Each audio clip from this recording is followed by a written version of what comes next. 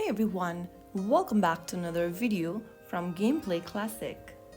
In today's video, I'm going to be guiding you through how to log out of SimCity BuildIt application on your device.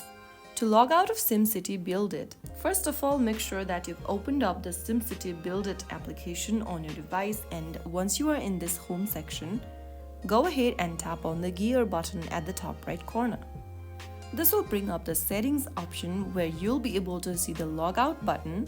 Look for the logout button in the menu. Since I've previously logged into SimCity BuildIt with my Facebook account, it is showing me logout option next to Facebook logo. If you have any other sign-in methods that you've used to log in, you will be able to see the logout button in one of these menus at the bottom. Simply tap the logout button that is available and you will then be able to sign out of SimCity BuildIt. Once logged out, you can either sign in with a different account or continue playing without an account connection. That is how you easily log out of SimCity BuildIt.